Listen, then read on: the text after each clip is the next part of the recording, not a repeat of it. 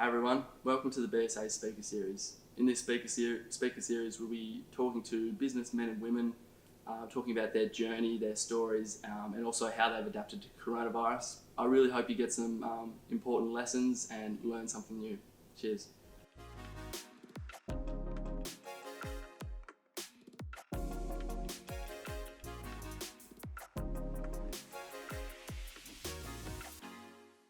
G'day everyone, my name is Hugh Maxey. I'm the Corporate Relations Director for the BSA. I'm here with Ben Hallett, the CEO and co-founder of Vygo. Hey. Ben, could you tell us a bit about yourself and about Vygo as well? Yeah, great.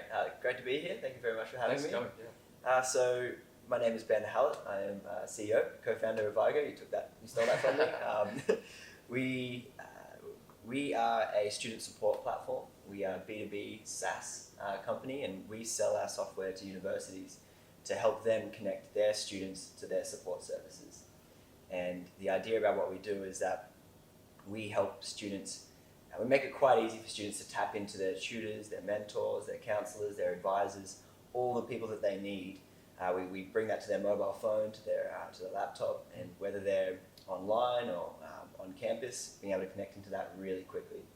And for universities, it's about aggregating all of the hundreds of different support services that they have that are buried across the university, bringing them to the forefront of students' minds, putting them into students' hands, and then ultimately reducing student attrition and helping with student success and employability outcomes. Awesome. So Vygo's received some really great reviews. 95% of all students that use the app have seen their grades improve. How do you think? Can you tell me a bit about how that support really sort of molds the whole student society and a community aspect of it? Well, that statistic, the academic performance, that comes out of some of the academic support services that we run. But really, over the course of your university degree, you're going to need all sorts of different people. There is no such thing as a cookie cutter student anymore. You can be young, you can be old. There's no such thing as a cookie cutter student experience either. Who knows what sort of life events are going to be hitting you throughout your time. So you're going to need all sorts of different types of people. So we make it that, on your first day at university, you'll be connecting in with your first year buddy, mentor. And all the research says it's so important that in those first couple of weeks, somebody knows your name on campus. Yep. So that's a really big thing. And out of those sorts of programs, when we make it so easy to make a friend, we make that more structured and more accessible for everybody. We see students reporting feeling more connected to Australia if they're international, feeling less stressed, and more confident in their studies. On the academic side of things, we help students connect either to peer tutors that have been approved by the university or staff academic support services.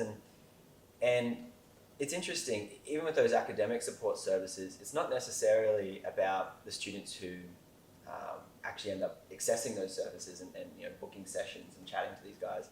It's actually a big part of the benefit for students is just knowing that those services are there and they can tap into them. Often, all students really need is to know that support is there. It is at their fingertips when they need it, and that gives them then the confidence, security, and clarity to actually try things on their own and go a little bit further. And often they end up succeeding. But it's when you feel like you're alone and you have no one that you can reach out to that you start to freak out.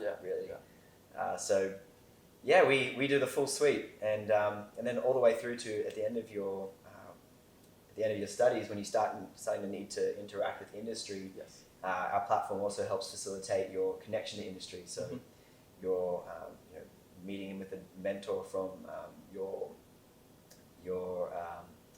employability path, engineering or business mentor, anything like that. So you start to have that relationship and that mentoring relationship before you go out in the industry. Yeah, and I feel like that's a really important thing, especially with the climate of the job market at the moment and the uncertainty of the future, and especially graduates being really uncertain about what lays ahead for them and that sort of thing. And also with coronavirus has obviously changed a lot about the student experience. How can you tell me a bit of how like sort of Vygo brings all the pieces together and helps people stay connected during the times of lockdown? We just for background, in January last year we weren't working with any universities. Mm-hmm. We actually had flipped the company to become that B2B. We're actually B2C before that, and selling and working directly with students. But start of last year, we had 0 university logos that were using us, and by the end of that year we had about 8 universities logos using us. Mm-hmm. And then throughout COVID now, we've really become a pivotal part of the university's response to COVID, Mm-hmm. because the problem we had solved was aggregating all these support services and putting them at the fingertips of students. Yes.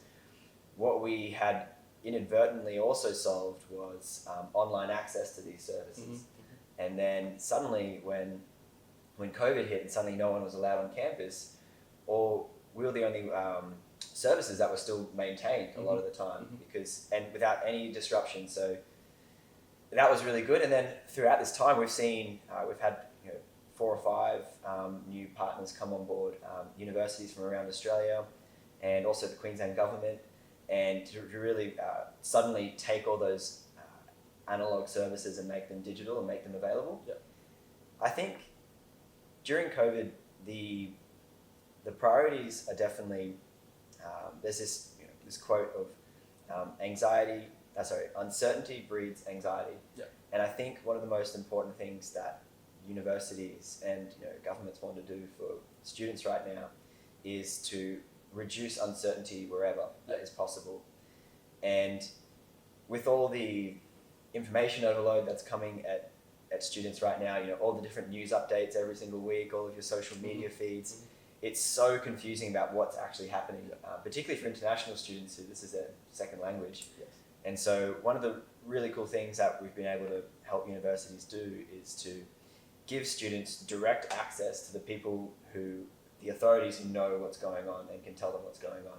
So we've been preaching that universities should, particularly in COVID, make sure that the student has access to a staff member from their faculty who can tell them what's going on, who can actually listen to them and hear them out, and maybe point them to the right single source of truth if they don't have all the answers. They also need a peer connection. Like I said before, a big part of students, retaining students and reducing student dropouts is making sure that someone has a peer that thinks like them and understands them and knows their name. So making sure that wherever students are across the globe stuck right now, they have access to a peer from the university. Then also a peer tutor who knows their classwork as well and can help translate that information. And then finally, it's the mental health and well-being. So there are students that simply they aren't coping with the overwhelming uncertainty, and they really need quick access to the university's counsellors and well-being support officers. Yep. So a lot of our work over the last 6 months has been making sure that those connections are there for our university partners. Yeah, awesome. Can you tell me a bit about your university experience, what you studied, and then what made you start Vygo? What created that burst of innovation for you? I was actually we were talking about this before, but I'm actually an engineer by trade, and I'm not the right type of engineer for a tech startup. I started university as a civil engineering student, and I can make great drains and do good flood models and things like that. Yep. And it was my first week at the University of Queensland studying engineering that I met my co-founder Joel DiTrapani. Awesome. But also we met together. We met who was going to become one of our really good friends, Tony. And Tony, we were all studying civil engineering together, and Tony was one of the smartest guys out of our whole group. Yep. And that was us. eager and had the biggest hopes for our degrees and where we were going with them. Yeah. And unfortunately for Tony, in his early years at university, he was hit with some pretty heavy life situations to deal with, and that's so common for so many students. Yeah. Suddenly, Tony had to look after all sorts of problems and family off campus, and couldn't always be on campus. At that time, the university, on campus, it had for Tony, it would have had peer tutors, it would have had a peer mentor, it would have had a counsellor, it would have had staff advisors for him. But because of Tony was off campus so much and he was doing his other things, he couldn't access any of these support services. And for Joel and I, what we saw was in that time, Tony, he failed a course. We all then progressed and kept going with our degrees, whereas Tony had to come back and he had to repeat some things. And then with ultimately taken out of his friend group, his last sort of connection to support at the university, he didn't cope, and he ended up dropping out in that first in that instance. And it was then seeing the effect of how we kept progressing with our degree and then out into industry. But we saw that it was, for Tony, it was such a huge hit to his life. As a 17, 18-year-old, having to exit university with university debt, no university outcome, and that sort of hit to his confidence. That really hit us, and it was just so interesting to see the difference of where we had got to and where he was, and it was just really just an unlucky situation on his side. So that really got us thinking: how could we have prevented Tony from falling through the university support cracks, and what could be done in that space? The other experience that Joel and I had coming out of university was, in the final years of university, was UQ's refugee mentoring program, where we got the opportunity to mentor refugee students. And that was just such a transformational program for us as mentors. We were sitting with these students, and often they were much smarter than we were. They didn't need our help. But what they actually needed was just a buddy to sit with them and to give them confidence and to encourage them and to just be there in case they did need help. And for us as the peer mentors, we got we had leadership skills, we had communication skills, we felt connected to the university but also connected more internationally. And that program really left us with this other belief of, well, every student should have an opportunity to champion somebody else. So when we took those two things, how can we champion every student and stop them falling through the cracks, and how can we give every student the opportunity to champion everybody else to someone else as part of their degree, we looked at, well, what's preventing this? And the key thing at that time was that there wasn't any technology enabling those things to happen at scale and online and on campus. And we were looking at the sharing economy, and back then, what was going on with Uber and Airbnb and how they were going about connecting people at scale and solving the issues of trust at scale, and all the sharing economy dynamics of reviews and ratings for quality control and all of that. And we said, well, what if we took the guts of that and we plugged it into the university, and what would happen? So we then created, we worked out what was going to be our minimum viable product with the help of the university's entrepreneurial side programs, Idea Hub and iLab. And we worked out what our minimum viable product was, and to test that, well, do students actually want this? And that was a website called uqengtutor.com, and it had two buttons. It had get a tutor, be a tutor. And it was a website that took about 10 minutes to make. It was just on Squarespace. It was horrible. The two buttons, they linked to a type form, which, again, a free tool. And you would fill out how you could help others or what help you needed. And then the type form, I think we used Zapier, and that then connected to my co-founder's phone, and we bought a burner phone. And essentially, when someone would fill out either form, he would then manually work out who he was going to connect them to. Okay. Yeah. And so we had that system set up. It probably took all of about maybe 2 hours to build one night. And then the next part of our MVP was like, okay, we need to tell students about it. So we created A3 black and white posters that were just so blunt. And it was be a tutor, get a tutor. It was like, get good grades, like uqnstutor.com. Yeah. And so one night we went and just plastered the university with them. I don't think the university was too happy with us. I think some of those posters are still up around the university many years later. But we got the posters out, and then the next day we were waiting by the phone to see what would happen, and it was really interesting. Overnight, over the next day or two, we had developed a huge pool of students who wanted to help other students. Students who had never thought of becoming a tutor or a supporter before because they didn't really know how are they going to manage that, how are they going to market themselves, all of that. But because of what we had done, suddenly made it quite easy.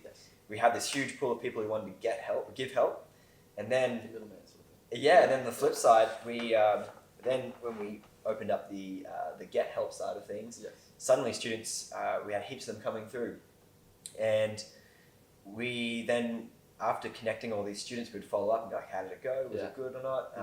And the overwhelming feedback was like, yeah, this was awesome. This was better than my expectations.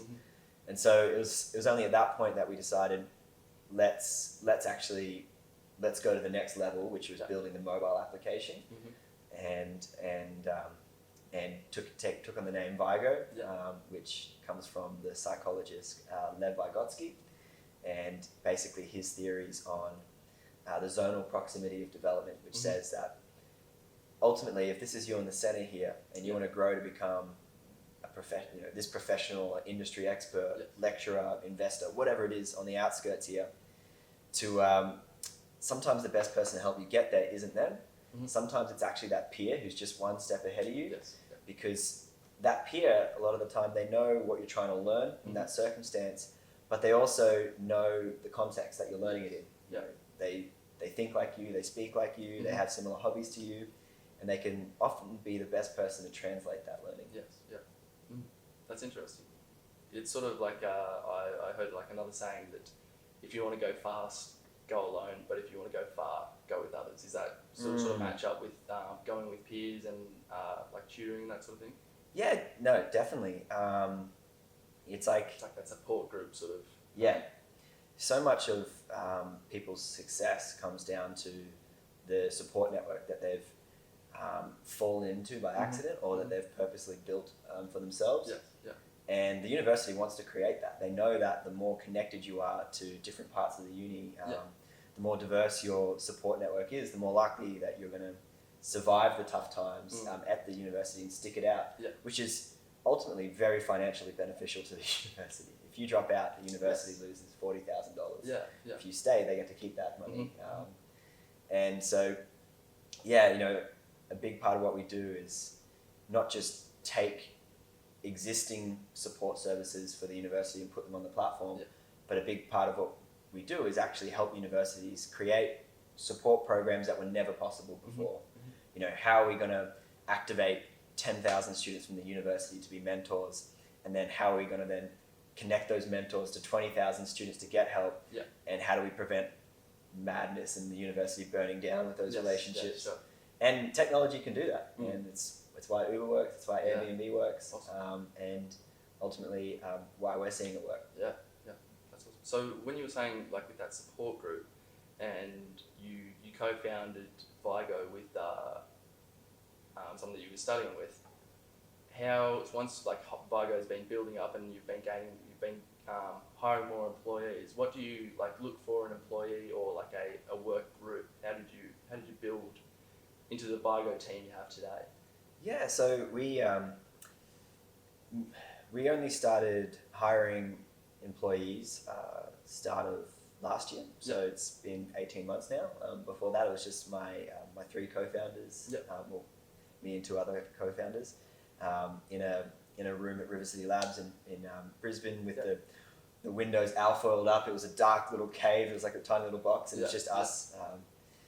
And yeah, so started last year. We brought in our first employees, and now we are at we have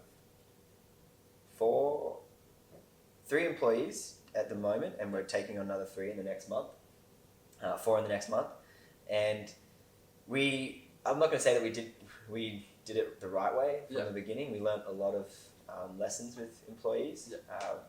Transitioning from founder culture to company employee culture is a really big step, and it's not something to be taken lightly. As a founder, you have a very high risk tolerance. You've probably been in the problem for a while, so you probably have a much deeper understanding of the problem and the vision than you really realize. And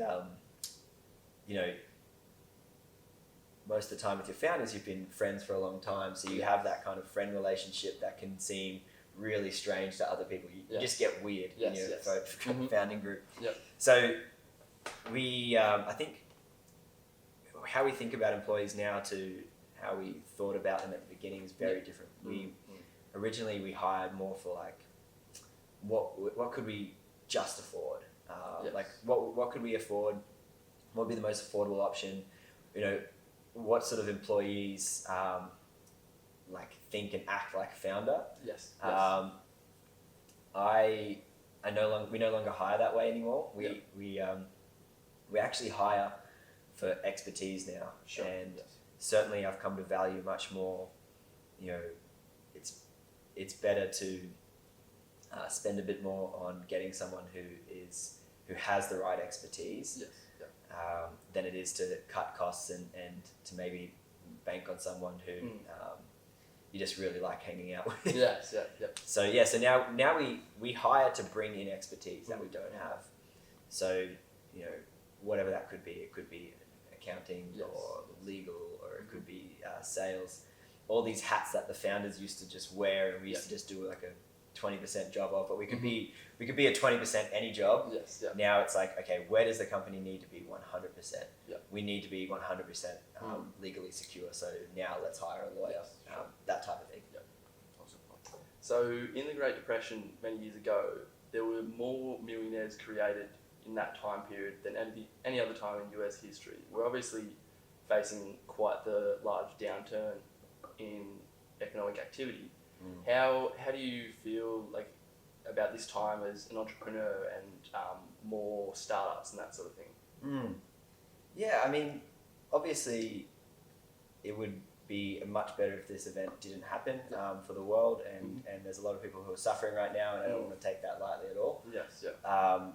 But I guess as an entrepreneur, it is a great opportunity because change creates opportunity. If nothing changes, then there is no opportunity to capitalize on.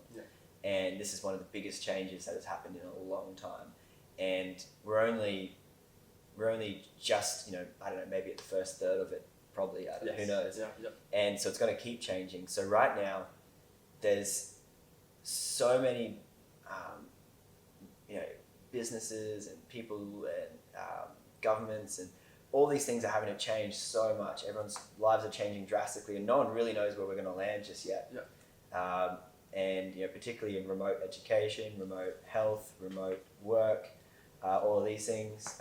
But across the board, there is just so much change right now, and such a good opportunity to dream big and to take a leap and a bound in some sort of industry, and then see if it lands. So I think it's a great time for students to be trialing new businesses. It's not a great time to raise capital, that's for sure. But for students just getting in, you probably don't need to raise capital for a while.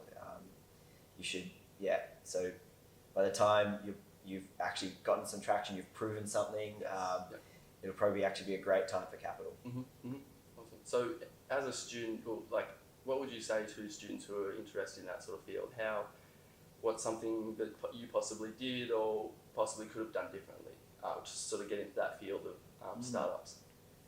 So I'm not sure about what I would have done differently, but certainly if someone's interested in entrepreneurship, then firstly, I would recommend reading The Lean Startup straight away. You can get it on audiobook and smash it in one night. No excuse. Yeah. And that is just such a good. It is like the Bible. It's like the handbook of entrepreneurship, and it'll give you all the lingo you could possibly want, and all the information in there to get you for your first couple of years, really. Even though it's an old book. Sure. I usually don't like old books, but so yeah. Number one, read that straight away. Secondly, is get involved with the startup scene. So go to as many hackathons and things like that as you can, and just meet different people. You'll learn a lot about sprinting and minimum viable products and just getting traction quickly, and just getting real grubby on just getting started. So yeah, that'd be my two things. Read up. Lean Startup is one of the best things to read straight away. Then there's heaps of other books I'd recommend too, but that's the number one. And then just jump straight into hackathons. And because you'll learn heaps and you'll get all sorts of skills. Your mind will think a lot differently. Definitely do not be scared about telling anyone your idea. No one cares about your idea. Okay. Yeah. That's not the mistake we made. No one's going to copy your idea. It's just go and tell heaps of people. Go tell absolutely everybody. No one cares as much about the problems that you want to solve as you, so no one's going to do it. Even if they say they're going to do it, they're not. We don't hold back information at all anymore. At all about where we're going or the next wave of ideas, because it's just the odds of someone coming at it is so low. And and by getting into the ecosystem, by doing the hackathons and all those sorts of things, you'll just meet a bunch of really awesome people. And you'll be able to potentially start to find who could be your next founders. And maybe their ideas are actually cooler than your ideas. And if you buddy up with them early enough, you can be the co-founder of that. That's awesome. As when you were starting Vygo, when you first thought, okay, let's try this out. When you had to make that leap, you're like, okay, we're committing to this. What helped you back yourself and the cost of inaction? Can you run me through with that leap into like, okay, we're committing to it? Yeah. Well, so one of the catalysts for us was that my co-founder and I read the 4-Hour Workweek by Tim Ferriss. And that book is a lot of things, and it's cliche in a lot of things. And I definitely do not have a 4-hour work week. I think I have like an 80-hour work week now. So I think I've failed by the book's measures. But what that book was really good for us for was it gets you really thinking about where you're going with your life, and really it's about what am I working for? Am I working for retirement, and then I can have my life? And it really then also makes you weigh up, well, what is the cost of not having a go at something now? And what is what opportunities am I losing out on right now by not actually having a crack at something? Then also that makes you size up, well, what's the risk of actually doing it? And there's this question in the book, and it says, how long would it take you if you went and deviated from this path and you gave that thing an opportunity, if you quit your job, whatever, and had a crack at a startup, how long would it take you to get back to that position?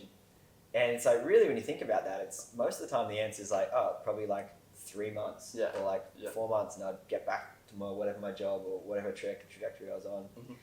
And so when you add all those things together, you're like, oh man, I just have to take a risk now, because by not taking a risk, I'm risking everything. And so that really helped us understand that the platform we were standing on was burning. And really the most dangerous place that you can be in as a human is comfortable. Because if you're comfortable, then you don't want to change. And so it's better to be on a burning platform, because then it actually forces you to think big. Absolutely. Okay. So like once you're on like the entrepreneurial journey, you've made that leap. You obviously like face more opportunities. Like, oh, we can take it here, we can take it there. How do you sort of cut it down to the sort of like the lean options that you're like, okay, that's what we should do, and like really choosing your path through there. How do you any advice for that? Yeah, it's a great rule of thumb from one of my mentors. Is he always asks me, how are you going to be alive in 18 months? So that's a really good way to quickly frame like what is going to kill the business the most quickly right now, and what is the biggest fire that is burning. Yeah. And it could be cash, it could be customers, it could be that you haven't proven the product, it could be whatever. Like, but if you start thinking about, well, how would we be alive in 18 months, then you start thinking about, well, what is the biggest thing I need to solve today? And really, another thing to take note of is saying yes to one thing is saying no to a million other things. Yeah. So you can't do everything. You can't be good at everything. And being a founder, it's not about being good at everything. It's not about being excellent at everything. It's being okay enough at everything at any one moment. Yes. Yeah. And you are always going to have burning fires, and you're going to be running out of cash. But your actual biggest problem is that you're not sure if you've actually built something that customers want just yet. And so you've got to focus on that, being comfortable with the fact that that is just continuing to burn. Yeah. And so you really just got to line up what is the biggest risk right now, and then be nailing that risk and being comfortable that you're going to just have to wing a bunch of things. Yeah. At the same time, though, there's this other sort of theory I always like to think about, which is your opportunity exposure, opportunity surface. Okay. You've got to keep that open. Yes. So what that means is so much of a startup is luck. So much of it is just, if I hadn't attended that event, then I wouldn't have met that investor, and we wouldn't have got that money at that moment, or I wouldn't have met that co-founder. And so much of it is just luck. But you can't optimize for luck. Apart from, you can just always make sure you're in lucky circumstances. So it's good to go to events. It's good to meet heaps of people. It's good to speak about your idea all the time. It's good to just be around, because then opportunities do just line up. And always be open just to consider things. If you meet someone, who's maybe could actually use your product but you haven't considered before, maybe just quickly testing the waters there, being hey, would you buy it? Yeah. And then that's lined up to so many different opportunities for us. We didn't start with what we are now. We started as a app for students to tutor each other, and then we only worked out that universities was where we could make a lot more difference and a lot more money and all of that, because we were just exposed to that at the right event. And it was only recently working with the government that we, before that we hadn't worked with the government, but because we were at the right event, the right time, and we just quickly tested this, random idea that came to our head that actually worked out. And actually we do have a lot of value here, and this is a mutually beneficial. So increase your opportunity exposure wherever possible. Yeah, awesome. And so sort of just taking you back to Vygo as well, if Queensland students want to sort of get involved in that support network, where can they go and sort of find that? Yeah, so we're yet to work with Bond University, but we would like to one day. Bond, please. But so at the moment, Bond students don't have access to the platform for Bond services just yet. But one of the things we're doing is working with the Queensland government at the moment, and Vygo powers their online student support hub, which is about supporting all Queensland higher education students during COVID in particular, but also beyond. And so most Bond students would be Queensland residents, and so they would have access to that platform. So if you go to Study Queensland or Google Study Queensland Support Hub, you can jump into it there, experience the Vygo platform, and at the moment in that online hub, you can access advisors who can tell you a bit more about what's going on in the COVID situation, as well as student support officers, mental health officers if you need counselling, and very soon we'll start running more employability type services and more specialised peer mentoring groups through that as well. So definitely jump online and have a look. Awesome. And is there any parting words, any wisdom that you'd like to, something that has really stuck with you for a while, some advice that you couldn't do without? Whoa. I think there's a lot of advice that I go to all the time, but I guess probably what I think might be most impactful for students watching this right now is to just do it. You can do it. You can literally do anything. Any idea. I wasn't a software developer. I wasn't. I had no experience selling to universities or anything like that. But now we are that, and just get started. If you got something that you're passionate about, get started today, not tomorrow. Today, just do something today, and then do something tomorrow, and then something the next day. And if you keep that attitude, you will land somewhere amazing eventually. Yes, awesome. Well, thank you very much for being here today. I've loved chatting with you. Thank you very much. No worries. Nice to meet you. Cheers.